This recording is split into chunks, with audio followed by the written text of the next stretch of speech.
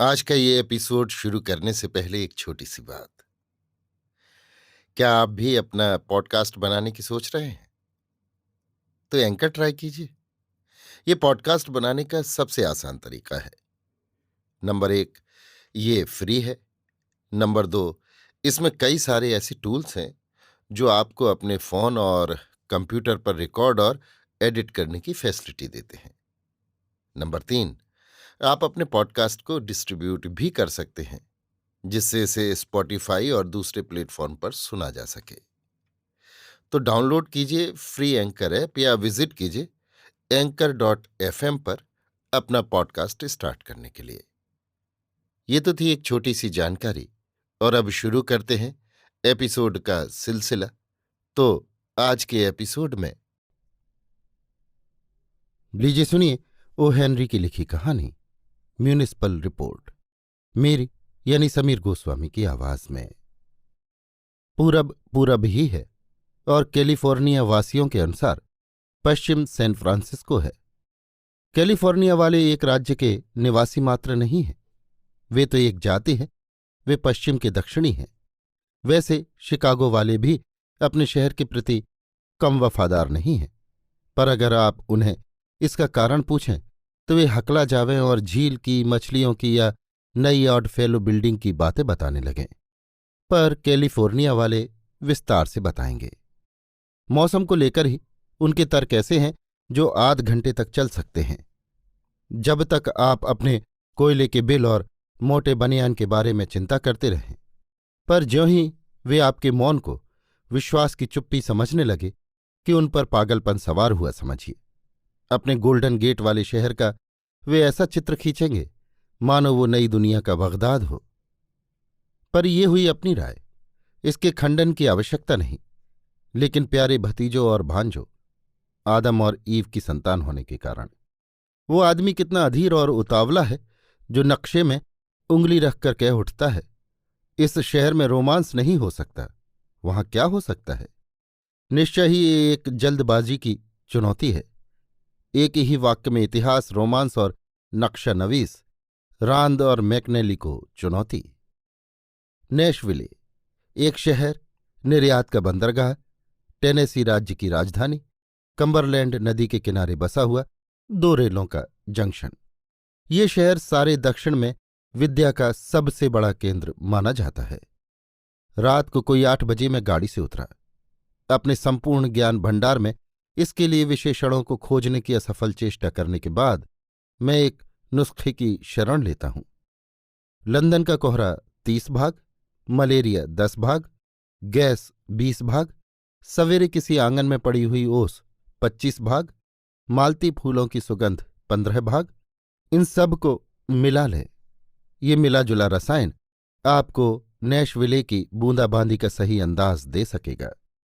इसमें ना तो फिनेल की गोली जैसी खुशबू है और न मटर के सूप का पतलापन, लेकिन ये काफी है, इससे काम चल जाएगा। एक गाड़ी में बैठकर मैं होटल पहुंचा। इस गाड़ी के शिखर पर बैठकर सिडनी कार्टन जैसे एक्टर की नकल करने से अपने आप को रोकने के लिए मुझे काफी संयम से काम लेना पड़ा।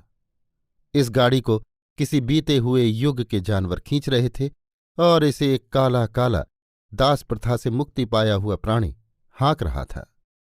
मैं थका हुआ था और मुझे नींद आ रही थी, इसलिए होटल के पास पहुंचते ही मैंने जल्दी से उसकी मांग के अनुसार 50 सेंट चुका दिए। मैं उसकी आदतों से परिचित था और उसकी पुराने मालिक और युद्ध से पहले की कोई बकवास नहीं सुनना चाहता था। होटल ऐसा था कि हम उसे जीर्णोद्धार किया हुआ कह सकते हैं। इसका मतलब ये है कि उसमें $20,000 की कीमत के नए संगमरमर के खंभे, फर्श, बिजली की बत्तियां, बरामदों में पीतल के पीकदान, नए टाइम टेबल और हर कमरे में लुकआउट माउंटेन के सुंदर चित्र लगाए गए थे। व्यवस्थापकों की निंदा नहीं की जा सकती। दक्षिण की सारी नम्रता से आपकी ओर ध्यान दिया जाता है।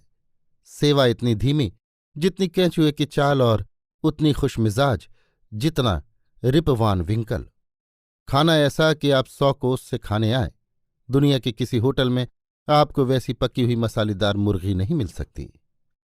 शाम के भोजन के समय मैंने हबशी वेटर से कोई तफरी की जगह पूछी। वो 1 मिनट तक उदास सोचता रहा, फिर बोला, श्रीमान, मेरे ख्याल से सूरज डूबने के बाद शायद यहां कुछ भी नहीं है। सूरज तो डूब चुका था, वो तो उस बूंदाबांदी में कभी का छिप चुका था, इसलिए वो दृश्य तो मैं नहीं देख सकता। तो भी जो कुछ दिख सके वही देखने के लिए मैं सड़क पर निकल पड़ा। ये सड़क ऊबड़ खाबड़ जमीन पर बनी हुई थी और सालाना $32,470 की कीमत पर उसे बिजली की रोशनी से प्रकाशित किया जाता था।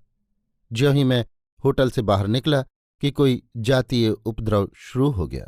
दास्ता से मुक्त व्यक्ति, अरब या जुलू लोगों के एक दस्ते ने मेरे ऊपर हमला बोल दिया। भगवान का शुक्र है कि उनके हाथों में हथियारों के रूप में बंदूकें नहीं थीं, केवल चाबुक थे। मुझे कई काली काली भद्दी गाड़ियों का एक कारवां धुंधला सा दिखाई पड़ा। शहर में कहीं भी चलिए 50 सेंट में। इन आवाज़ों को सुनकर मुझे विश्वास हो गया कि मैं उनका बलि पशु न होकर सिर्फ सवारी हूं। मैं शहर की लंबी लंबी सड़कों पर चल पड़ा, जो सब की सब ऊपर की ओर ही चढ़ती जान पड़ती थीं। मैं अचरज में पड़ गया कि ये वापस कैसे उतरती होंगी। शायद वे उतरती ही नहीं, सीढ़ियों की तरह उनकी ऊंचाई घटती जाती है। किसी किसी मुख्य सड़क पर मुझे कहीं कहीं दुकानों में रोशनी दिखाई दी। इधर उधर नागरिकों को ले जाने वाली टैक्सी गाड़ियां भी थीं। मैंने कई व्यक्तियों को वाद विवाद में डूबे हुए अपने पास से गुजरते देखा और एक सोडा वाटर व आइसक्रीम की दुकान से उमंग भरा अट्टाहास भी सुना। मुख्य सड़क के अलावा दूसरी सड़कों के किनारे शांत गृहस्थों के घर कतार में बंधे हुए थे। इनमें से कईयों की पर्दे लगी हुई खिड़कियों के पीछे से रोशनी चमक रही थी और पियानो की मीठी ध्वनियां सुनाई पड़ रही थी।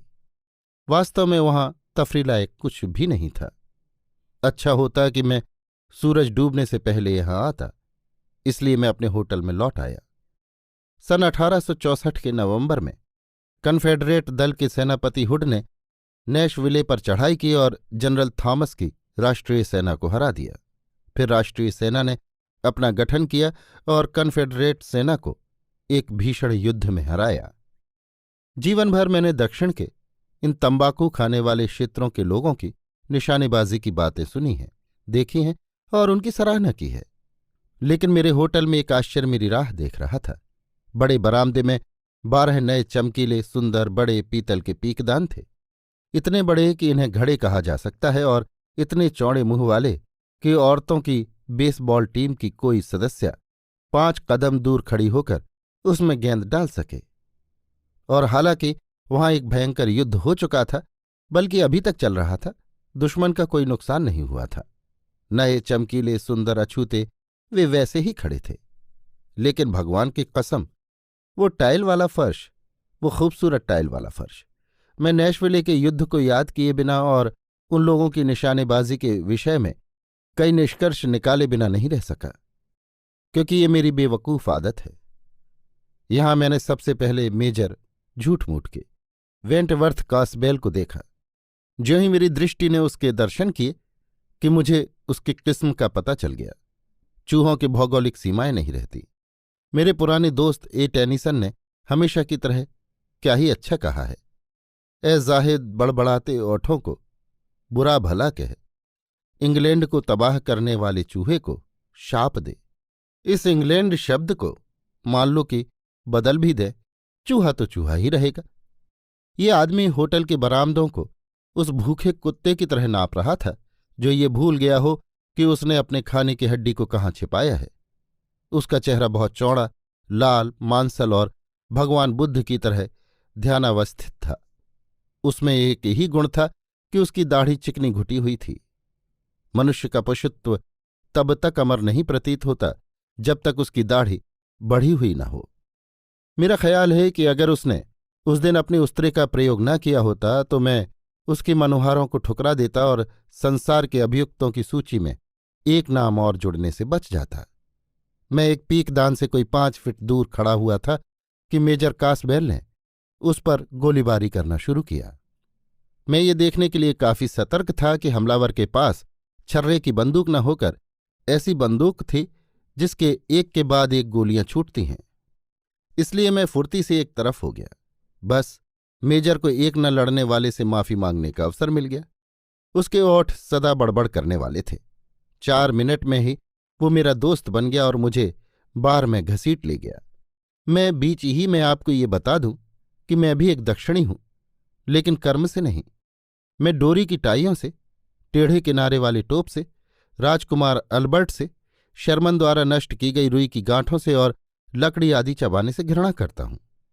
जब ऑर्केस्ट्रा पर डिक्सी गाना बजता है तो मैं ताली नहीं बजाता। मैं अपने चमड़े से मढ़ी कुर्सी पर और खिसक कर किसी तीखी शराब की फरमाइश कर देता हूं और मेरी इच्छा होती है कि अगर लॉन्ग स्ट्रीट। लेकिन छोड़िए, क्या फायदा। मेजर कॉसबेल ने अपने मुक्के से बार के गल्ले पर इस प्रकार धमाका किया मानो फोर्ट सुम्टर में पहली गोली छूटने की प्रतिध्वनि हुई। जब उसने आखिरी गोली छोड़ ली तो मुझे कुछ संतोष हुआ, लेकिन तभी उसने वंश परंपरा की चर्चा छेड़ दी और ये सिद्ध कर दिया कि आदम भी कासवेल परिवार का कोई दूर का भतीजा था। वंशावली समाप्त करके उसने मेरी बदनसीबी से अपने व्यक्तिगत पारिवारिक विषयों की चर्चा शुरू कर दी। उसने अपनी पत्नी के बारे में कई बातें कहीं, उसका उद्गम हव्वा तक बताया और इस अफवाह का खंडन किया कि नॉर्ड के देश से उसका कोई संपर्क है। अब तक मुझे संदेह होने लग गया था कि वो इस सत्य को छिपाने के लिए ही इतने जोर से चिल्ला रहा है कि उसने शराब लाने के लिए आदेश दे दिया है और उनका दाम चुकाते समय मैं घबरा जाऊंगा। लेकिन शराब आते ही उसने एक चांदी का डॉलर जोर से बजा दिया। तब तो दूसरा दौर आना लाजमी था, और जब मैंने उसके दाम चुका दिए तो उससे छुट्टी ली, क्योंकि मैं अब उससे ऊब गया था। पर इससे पहले कि मैं उससे अपना पिंड छुड़ाऊं, उसने जोर शोर से अपनी पत्नी की आमदनी भी बता दी और कुछ मुट्ठी भर चांदी के सिक्के भी दिखा दिए। जब मैं होटल के क्लर्क के पास अपनी चाबी लेने गया तो उसने अत्यंत नम्रतापूर्वक मुझसे कहा, अगर ये आदमी आपको परेशान करता हो और आप उसकी शिकायत करना चाहें तो हम उस पर पाबंदी लगा सकते हैं। वो बड़ा उत्पाती और लोफर है और उसके जीवन निर्वाह का कोई साधन दिखाई नहीं देता। यद्यपि उसके पास अक्सर पैसे मिलते हैं, लेकिन अब तक हम उसे कानूनन बाहर निकाल फेंकने की कोई तरकीब नहीं लगा सके। कुछ सोचने के बाद मैंने कहा, नहीं तो शिकायत करने जैसी तो कोई बात नहीं, लेकिन मैं इतना जरूर कह सकता हूं कि मुझे उसका संग कतई पसंद नहीं। मैंने आगे कहा, तुम्हारा शहर तो बड़ा खामोश मालूम देता है। अपने गांव को आने वाले अजनबी को तुम क्या मनोरंजन, उत्साह या जीवट दिखाने का मौका दे सकते हो? क्लर्क बोला, अच्छा साहब, अगले गुरुवार को यहां एक खेल होगा। मैं पक्का मालूम करके उसका इश्तेहार आपके पास ठंडे पानी के साथ भेज दूंगा। अच्छा, नमस्ते। अपने कमरे में लौटने के बाद मैं खिड़की से बाहर देखने लगा। अभी सिर्फ 10 ही बजे थे, फिर भी शहर एकदम शांत था। बूंदाबांदी हो रही थी और धुंधली बत्तियां भी चमक रही थीं, लेकिन एक दूसरे से इतनी दूर दूर जितनी औरतों की दुकान में मिलने वाली केक की दाखें। जो ही मेरा पहला पांव नीचे वाली की छत पर गिरा, मैंने अपने आप से कहा, बड़ी शांत जगह है। पूरब और पश्चिम के शहरों में मिलने वाली विविध रंगीनियों में से कुछ भी नहीं, सिर्फ एक सादा, अच्छा, साधारण व्यापारिक शहर। देश के उत्पादन केंद्रों में नैशविले का बहुत ऊंचा स्थान है। ये अमेरिका भर में जूतों की 5वें नंबर की मंडी है, दक्षिण भर की सबसे अधिक मिश्री और आतिशबाजी उत्पादन करने वाली जगह है, और दवाइयों, गृहस्थी की चीजों और आटा दाल का यहां सबसे अधिक धंधा होता है। मैं आपको ये भी बता दूं कि मैं नैशविले कैसे आया। आपको विश्वास दिलाता हूं कि इस विषयांतरण से आपको जितनी परेशानी हो रही है उतनी ही मुझे भी हो रही है। मैं अपने व्यापार के संबंध में और कहीं घूम रहा था, पर उत्तर के किसी साहित्यिक पत्र का आदेश पाकर मुझे यहां रुकना पड़ा। मुझे कहा गया कि मैं उस पत्र की एक लेखिका अजेलिया अदेयर से उस पत्र का व्यक्तिगत संपर्क स्थापित करा दूं। अदेयर ने, जिसके व्यक्तित्व को जानने का उसके अक्षरों के सिवाय कोई तरीका नहीं था, कुछ लेख और कविताएं भेजी थीं, जिन्हें संपादकों ने अपने 1 बजे वाले भोजन के समय पढ़कर स्वीकार किया था। इसलिए उन्होंने मुझे इस काम पर तैनात किया कि मैं उस अधेयर को समझा बुझाकर उससे नक्की कर लूं कि वो इस पत्र को प्रति शब्द 2 सेंट के हिसाब से अपना सारा लेखन दे दे। ये काम दूसरे प्रकाशकों द्वारा 10 या 20 सेंट का लालच देने से पहले हो जाना चाहिए था। दूसरे दिन सुबह 9 बजे मसालेदार मुर्गी खा पीकर आप भी खाकर देखें, यदि इस होटल को पा सकें तो। मैं उस बूंदाबांदी में बाहर निकला जो अभी तक रुकने का नाम नहीं ले रही थी। पहले ही मोड़ पर मुझे चचा सीजर मिल गए। वो एक हट्टा कट्टा हबशी था, पिरामिड से भी पुराना, भूरे बाल, ब्रूट्स की याद दिलाने वाला चेहरा और कुछ देर बाद स्वर्गीय राजा कैटिवायु सा दिखने वाला। उसने एक इतना अजीब कोट पहन रखा था जैसा मैंने न कभी देखा था और न कभी भविष्य में देखने की आशा कर सकता हूं। वो उसके पैर के टखनों तक लंबा था और कभी कन्फेडरेट सेना की वर्दी रह चुका था, पर वर्षा, धूप और उम्र ने उसे इतना रंग बिरंगा कर रखा था कि जोसेफ का कोट भी उसके सामने एकरंगा दिखाई देने लगता। मुझे इस कोट में उलझना पड़ रहा है क्योंकि इसका उस कहानी से संबंध है जो बहुत देर बाद आ रही है, क्योंकि नैशविले में आप मुश्किल से ही किसी घटना की आशा कर सकते हैं। कभी ये किसी मिलिट्री अफसर का कोट रहा होगा। उसकी किनार की गोट तो गायब थी, पर सामने की तरफ ऊपर से नीचे तक उसके खूबसूरत बटन और रिबन वगैरह शानदार तरीके से लगे थे। लेकिन अब वे बटन और रिबन भी जा चुके थे। उनकी जगह पर सन के गुथे हुए ये बुने हुए बटन बहुत लापरवाही से लगाए गए थे। चतुराई से मरोड़े हुए नए बटन बड़ी शांति से बैठकर लगाए गए थे। इन्हें उन टूटे हुए शानदार बटनों की स्थान पूर्ति के लिए अत्यंत अरुचि और कष्टसाध्य सतर्कता से लगाया गया होगा, क्योंकि वे उन टूटे हुए बटनों की गोलाई का बहुत सच्चाई के साथ काम पूरा कर रहे थे। और इस कोट के दर्द और सुख को पूरा करने के लिए एक बात और, एक बटन को छोड़कर बाकी सब के सब झड़ चुके थे। सिर्फ ऊपर से दूसरा बटन रह गया था। बटन के काजों में से और दूसरी तरफ नए छेद बनाकर उनमें से सन के डोरे निकालकर बांध लिए गए थे। इतनी मौज से सजाया गया बहुरंगी आकृति का ऐसा विलक्षण कोट कभी नहीं बना होगा। वो एकमात्र बटन आधे डॉलर के नाप का था और पीले सींग पर खुरदरे सन को लपेटकर बनाया गया था। वो हबशी एक गाड़ी के पास खड़ा था जो इतनी पुरानी थी कि खुद हैम भी अपने 2 जानवरों से जुती नाव को छोड़ने के बाद इसके साथ अपनी गाड़ी चलाने की इच्छा कर सकता था।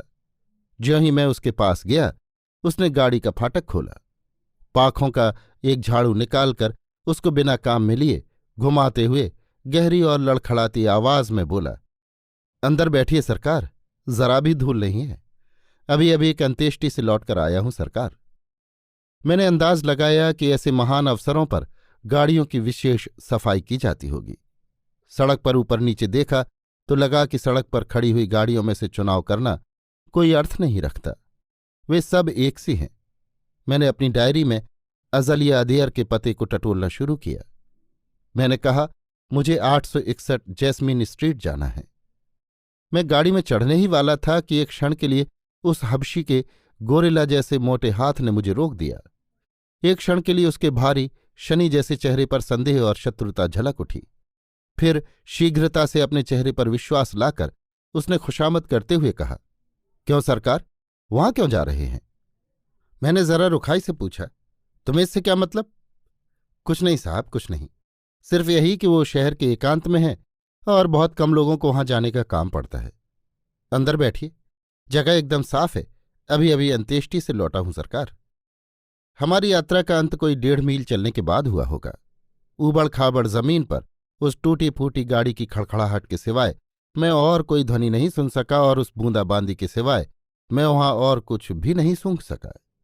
अब तो इसमें भी कोयलों का धुआं और तारपीन मिश्रित फूलों की सुगंध मिल चुकी थी।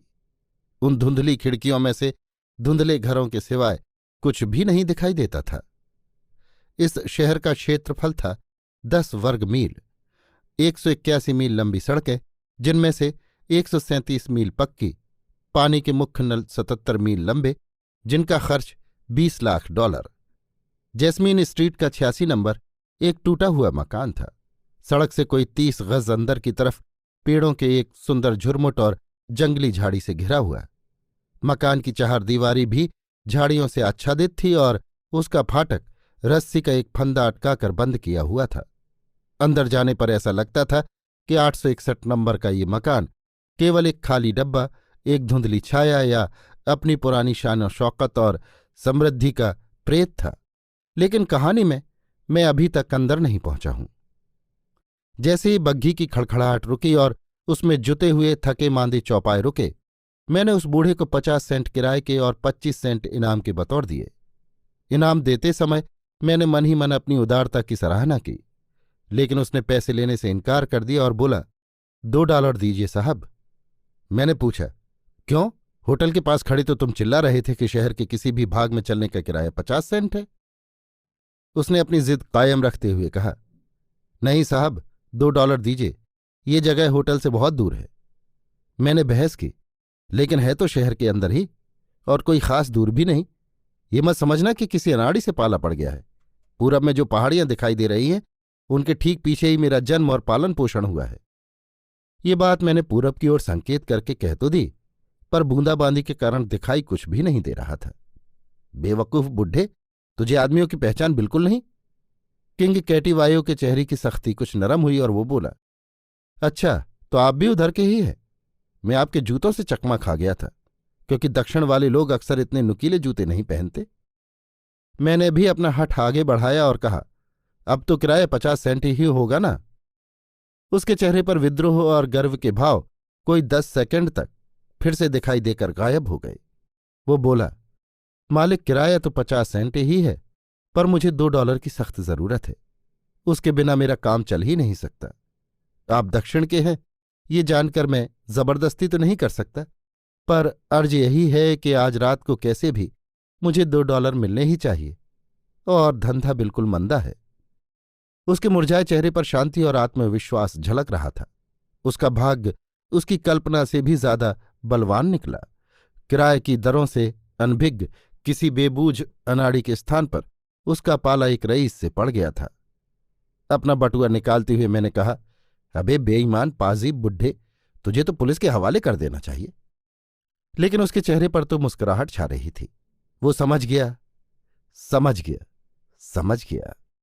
मैंने उसे $1 के 2 नोट थमा दिए। देते समय मैंने देखा कि उनमें से एक नोट काफी पुराना था।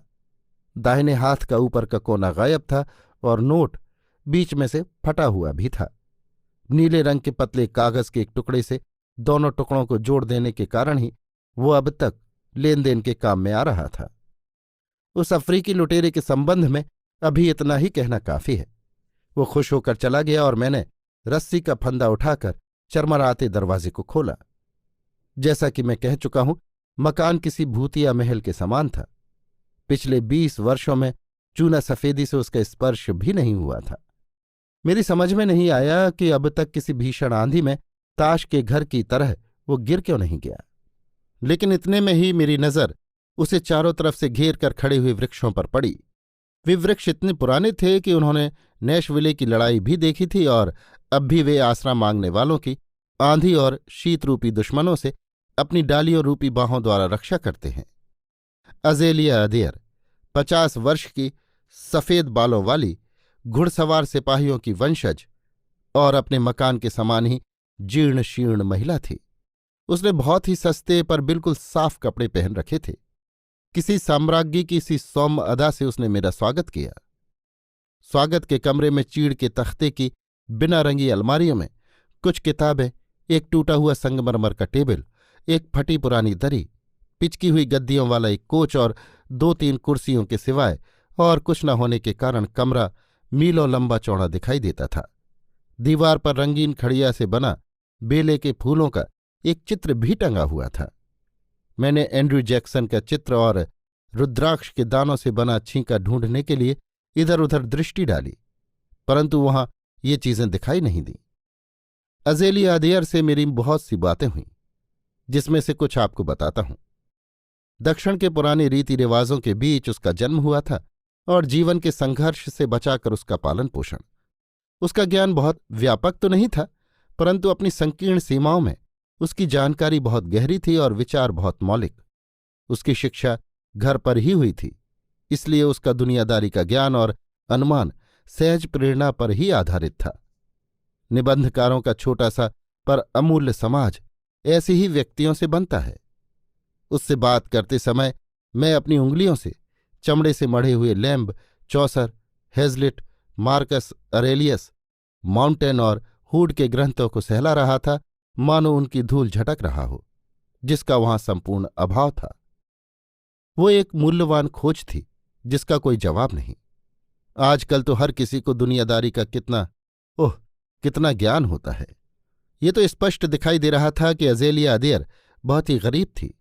मकान और कुछ कपड़ों के सिवाय उसके पास और कुछ भी नहीं था, ऐसा मेरा अंदाज है। मैं दुविधा में पड़ गया। पत्रिका के संपादक के प्रति मेरा कुछ कर्तव्य था, तो कम्बरलैंड की घाटी में थॉमस के खिलाफ लड़ने वाले इन कवियों और निबंधकारों के प्रति भी मेरा कोई कर्तव्य था। उसकी सितार की गूंज से भी मधुर आवाज को सुनते हुए मुझे मालूम दिया कि उसका विरोध करना कठिन है। विद्या की देवी और कला की अधिष्ठात्रियों से पुनीत उस वातावरण में 2 सेंट प्रति शब्द की हल्की बात करने को जी नहीं कर रहा था। मेरी व्यावसायिक बात पूरी होने पर शायद और कोई जिक्र छिड़ जाता, परंतु जैसे ही मैंने काम की बात की, उसने हमारे प्रस्ताव की चर्चा करने के लिए दूसरे दिन दोपहर को 3 बजे का समय निश्चित कर दिया। विदा होते समय कुछ चिकनी चुपड़ी बातें करनी ही चाहिए, इसलिए मैंने कहा, आपका शहर बिल्कुल शांत और सौम्य दिखाई देता है। कोई असाधारण घटना तो यहां शायद ही होती हो। पश्चिम और दक्षिण के प्रदेशों से इस शहर का स्टोव और बर्तनों का व्यापार होता है और यहाँ की आटा पीसने की चक्की में रोज 2000 बोरी गेहूं की खपत होती है। अज़ेलिया अदेर विचार में पड़ गई। अपनी स्वाभाविक और अकृत्रिम गंभीरता से उसने कहा, मैंने इस बात पर तो कभी विचार ही नहीं किया। फिर भी क्या ये नहीं कहा जा सकता कि रोमांचक घटनाएं ऐसे शांत स्थानों में ही हुआ करती हैं? मेरा अंदाज है कि उस पहले सोमवार की सुबह जब ईश्वर ने सृष्टि का सृजन किया था, यदि हम अपनी खिड़की से बाहर झांक कर देखते तो हमें क्या दिखाई देता? क्षितिज की वे सनातन पहाड़ियां और उस सृष्टा के फावड़े पर से टपकता हुआ गारा। और वैसे दुनिया के सबसे ज्यादा मुखर स्थान बेबल के स्तूप के निर्माण से भी क्या नतीजा निकला?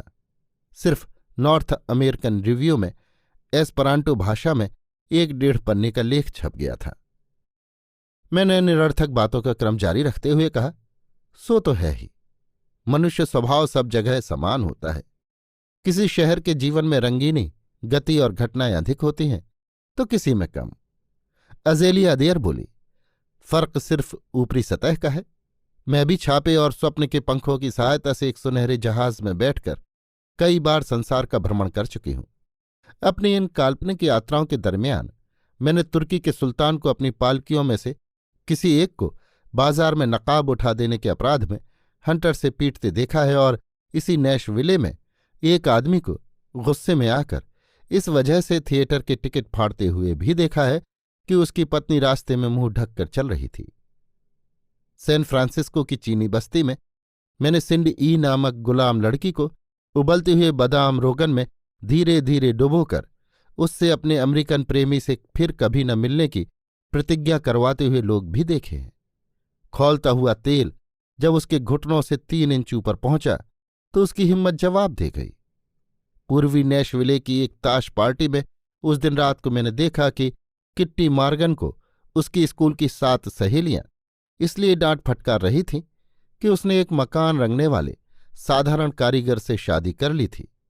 इस किस्से में उबलता हुआ तेल उसके हृदय तक पहुंच चुका था, परंतु टेबलों के बीच घूमते हुए उसके चेहरे की मुस्कान आप देखते तो देखते रह जाते।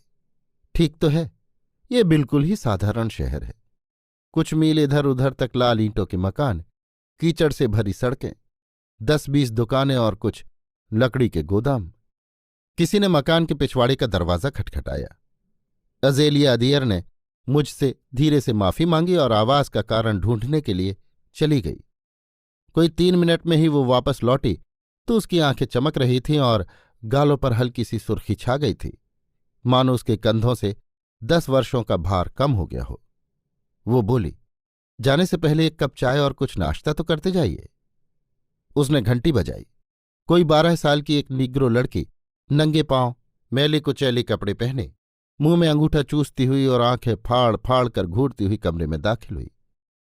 अज़ेलिया अदेर ने अपना फटा पुराना छोटा सा बटुआ खोलकर $1 का नोट निकाला।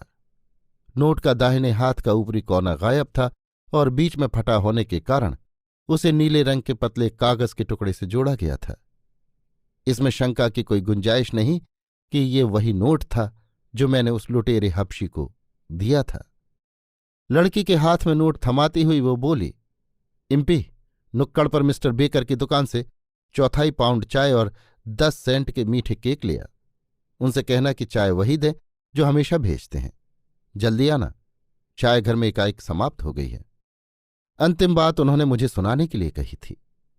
इम्पी पीछे के दरवाजे से निकल गई।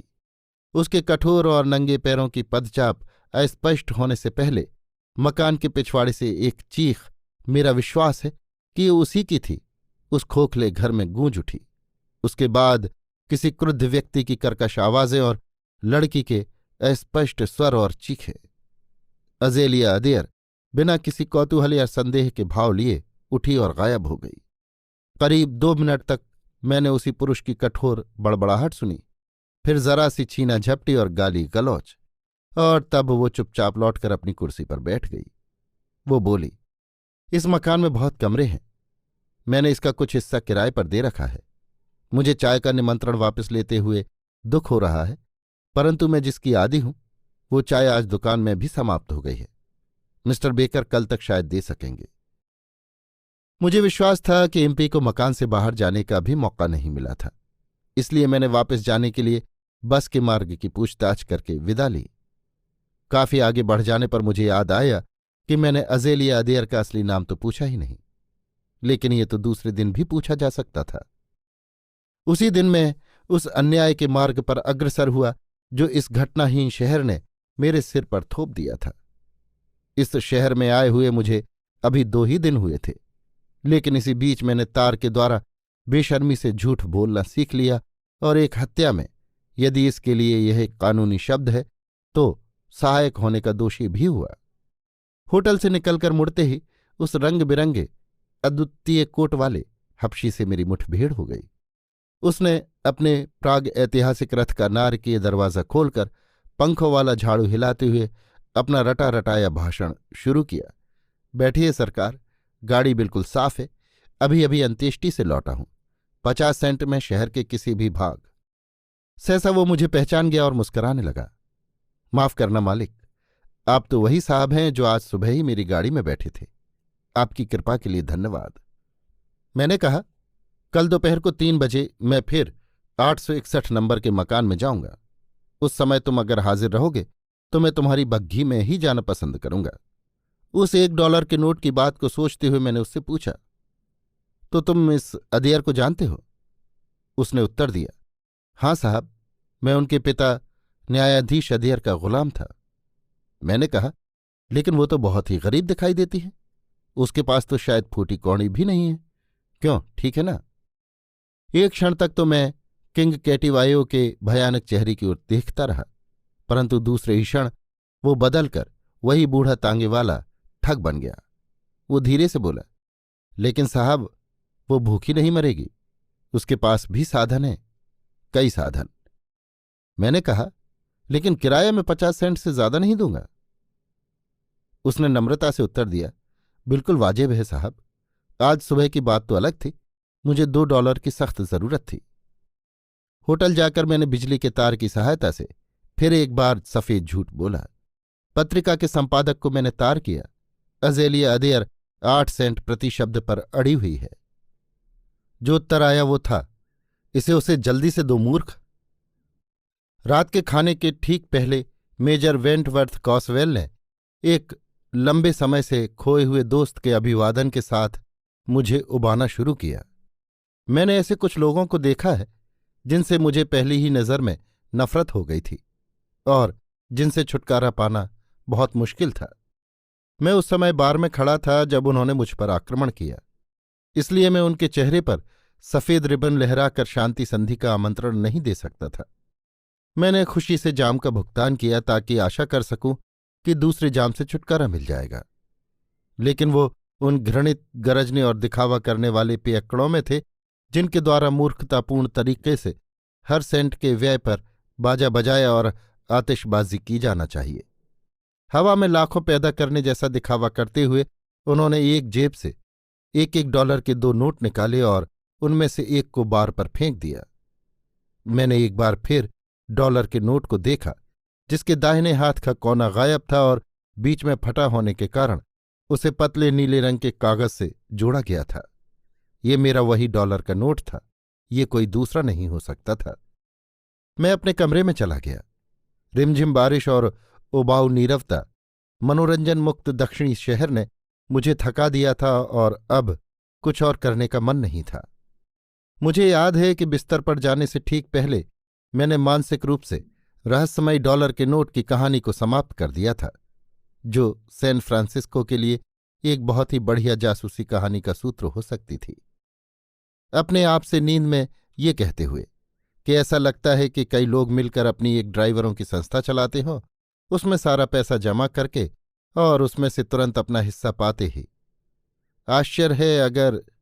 और मैं सो गया। अगले दिन किंग कैटिवायो अपनी जगह खड़ा था और उसके बाद उसने मेरी हड्डियों का कचूमर निकालते हुए मुझे 861 तक पहुंचा दिया। उसे वापस छोड़ने के लिए इंतजार करने को मेरे द्वारा कह दिया गया। अज़ेलिया अदेयर कल की तुलना में अधिक पीली, साफ व कमजोर दिख रही थी। 8 सेंट प्रति शब्द के इकरारनामे पर हस्ताक्षर करने के बाद वो और पीली पड़ गईं और अपनी ही कुर्सी पर मूर्छित होकर गिर पड़ीं। बिना किसी तकलीफ के मैंने उसे उठाकर बाबा आदम के जमाने की उस कोच पर लिटाया और बाहर आकर उस काले कलूटे हबशी से किसी डॉक्टर को जल्दी से बुला लाने को कहा। एक अप्रत्याशित विवेक से अपनी बग्घी को वहीं छोड़कर वो पैदल ही सड़क पर चल पड़ा। शायद वो समय की कीमत पहचान गया था। कोई 10 मिनट में ही वो एक बूढ़े, गंभीर और योग्य डॉक्टर को ले आया। कुछ शब्दों में ही, जिनकी कीमत 8 सेंट प्रति शब्द से बहुत कम थी, मैंने उस रहस्यपूर्ण खोखले घर में अपनी उपस्थिति का कारण समझा दिया। उसने सारी बात को समझकर मुझे अभिवादन किया और बूढ़े हबशी से बोला, सीजर चचा, भागकर मेरे घर जाओ और मिस लूसी से बोलो कि थोड़ा ताज़ा दूध, कुछ मक्खन और आधा गिलास शराब दे। और देखो जल्दी आना, गाड़ी मत ले जाना, भागना, हफ्ते भर में तो वापस आ जाओगे ना। मुझे लगा कि डॉक्टर मरीमैन को भी उस लुटेरे हबशी के घोड़ों की गति पर कोई विश्वास नहीं था। चचा सीजर के शीघ्रता से चले जाने के बाद डॉक्टर ने मेरी ओर नम्रता से देखा। उन्होंने मेरी काबिलियत का अंदाज लगा लिया। वे बोले, ये आधा पेट खाकर रहने का नतीजा है। दूसरे शब्दों में गरीबी, अभिमान और भुखमरी का फल है। श्रीमती कॉसवेल के अनेक मित्र उनकी मदद करने को तैयार हैं, पर ये उस बूढ़े हबशी के सिवाय किसी की मदद स्वीकार ही नहीं करती। ये चचा सीजर पहले इनके परिवार का गुलाम था। मैंने आश्चर्य के साथ कहा, श्रीमती कासवेल? फिर मैंने उस इकरारनामे को पढ़ा जिस पर उसने हस्ताक्षर किए थे, अज़ेलिया अदेयर कासवेल। मैंने कहा, मैं तो सोचता था कि वो कुमारी अदेयर हैं। डॉक्टर बोला, श्रीमान, उसका विवाह तो उस निकम्मे लोफर शराबी से हुआ है। सुना है कि वो इस बेचारी से वे 4 पैसे भी लूट ले जाता है जो उसका बूढ़ा नौकर उसे देता है। दूध और शराब के आने पर डॉक्टर उसे होश में ले आया। वो बैठ गई और उस वसंत के सौंदर्य का वर्णन करने लगी जो उस वक्त अपनी जवानी पर था। उसने अपने बेहोश होने का भी जिक्र किया और उसका संबंध हृदय रोग से जोड़कर बताया। वो कोच पर लेट गई और इम्पी पंखा झलने लगी। डॉक्टर को और कहीं जाना था, इसलिए मैं उसे दरवाजे तक छोड़ने गया। मैंने उसे बताया कि मेरी इच्छा अज़ेलिया अदेयर को पेशगी रूप में काफी पैसे दे जाने की है। इससे उसे खुशी भी हुई। उसने कहा, शायद तुम्हें ये जानकर भी आश्चर्य होगा कि तुम्हें कोचवान भी राजवंश का मिला है। बूढ़े सीजर का दादा कॉन्गो का राजा था। सीजर के तौर तरीके भी, जैसा आपने देखा होगा, राजसी हैं। जिस समय डॉक्टर साहब जा रहे थे, मैंने घर के भीतर चचा सीजर की आवाज सुनी, क्या वे $2 भी वो तुमसे ले गया? मैंने अज़ेलिया अदेयर को धीमे से जवाब देते भी सुना, हाँ सीजर। इसके बाद मैं भीतर गया और उस लेखिका से अपना इकरारनामा पूरा किया। मैंने अपनी जिम्मेदारी पर अपने सौदे को पक्का करने के लिए आवश्यक औपचारिकता के रूप में उसे $50 पेशगी दे दिए। फिर चचा सीजर ने मुझे वापस होटल पर छोड़ दिया। यहां आकर वो कहानी तो समाप्त होती है जिसे मैं एक गवाह की तरह बयान कर सकता हूं। बाकी तो सिर्फ तथ्यों का सीधा सादा ब्यौरा मात्र है। लगभग 6 बजे मैं घूमने के लिए होटल से बाहर निकला। चचा सीजर अपने नुक्कड़ पर खड़े थे। उन्होंने अपनी बग्घी का फाटक खोला, पांखों का झाड़ू घुमाया और वही दुखदाई रटंत आरंभ कर दी। अंदर बैठिए सरकार, 50 सेंट में शहर के हर हिस्से में चलिए। गाड़ी एकदम साफ है सरकार, अभी अभी अंत्येष्टि से लौटा हूं। और तभी उन्होंने मुझे पहचान लिया। मेरे ख्याल से उनकी आंखें कमजोर हो चली थीं। उनके कोट पर एक दो और हल्के रंग जुड़ चुके थे और सन की डोरियां कुछ पुरानी और घिसने लगी थीं। उनके कोट पर लगा हुआ वो पीले सींग का आखिरी बटन भी जा चुका था। चाचा सीजर किसी राजा का बहुरंगी वंशज जो था। लगभग 2 घंटे बाद मैंने दवाई की दुकान के सामने एक उत्तेजित भीड़ देखी। जिस रेगिस्तान में कहीं कुछ नहीं होता, वहां तो ये भी पेड़ के समान था। इसलिए मैं भी भीड़ में घुसा। खाली बक्सों और कुर्सियों का कोच बनाकर उस पर मेजर वेंटवर्थ कासवेल के मृत शरीर को लिटाया गया था। उनके अवशेष की डॉक्टर जांच पड़ताल कर रहा था। उसका मत था कि प्राण पखेरु उड़ चुके हैं। सुप्रसिद्ध मेजर साहब एक अंधेरी गली में मरे हुए पाए गए थे और जिज्ञासु नागरिकों द्वारा दवाई की दुकान पर ले आए गए थे। हालात से मालूम होता था कि मृतक को भयंकर संघर्ष करना पड़ा था। शराबी और लोफर होने पर भी वे एक योद्धा तो थे ही, लेकिन हार उनकी हुई। उनके हाथ की मुट्ठी इतनी मजबूती से बंद थी कि उसे खोला नहीं जा सका। उनको जानने पहचानने वाले भोले भाले नागरिक उनके विषय में कुछ भले शब्द कहने के लिए अपने ज्ञानकोश को टटोलते हुए वहां खड़े थे। बहुत सोचने के बाद एक दयावान व्यक्ति बोल उठा। जब कास 14 वर्ष का था तो उसके हिज्जे स्कूल भर में सबसे सही थे। जब मैं वहां खड़ा था तब उस मृत व्यक्ति की बक्स की तरफ लटके हुए हाथ की उंगलियां कुछ शिथिल पड़ीं और उसकी मुट्ठी में से कोई चीज मेरे पैरों के पास आ गिरी। मैंने चुपचाप अपना एक पांव उस पर रख दिया और बाद में उसे उठाकर अपनी जेब में डाल लिया। मैंने अंदाज लगाया कि अपने अंतिम संघर्ष में उसने इस वस्तु को अनजाने पा लिया होगा और उसे कसकर पकड़ लिया होगा। रात को होटल में भी राजनीति और दारूबंदी के अलावा मेजर कासबेल की हत्या ही चकचक का मुख्य विषय थी। मैंने एक आदमी को अपने साथियों से कहते सुना, दोस्तों, मेरी राय में तो कासवेल की हत्या इन निकम्मे काले गुलामों में से ही किसी ने उसके पैसों को लूटने के लिए की है। आज दोपहर को उसके पास $50 थे, जिन्हें उसने इसी होटल में कई सज्जनों को दिखाया भी था। जब वो लाश मिली तब उसके पास कुछ भी नहीं था। दूसरे दिन सुबह 9 बजे मैंने उस शहर से विदा ली। ज्यों ही मेरी गाड़ी कम्बरलैंड नदी के पुल पर आई, मैंने अपनी जेब से एक पीले सींग का बटन आधे $1 नाप का सन के सूत के टुकड़ों से लपेटा हुआ खिड़की से बाहर हाथ निकालकर लटका लिया और नीचे नदी के गंदले पानी में छोड़ दिया। आश्चर्य होता है कि बफेलों में क्या हो रहा है। अभी आप सुन रहे थे ओ हेनरी की लिखी कहानी म्यूनिसिपल रिपोर्ट, मेरी यानी समीर गोस्वामी की आवाज में।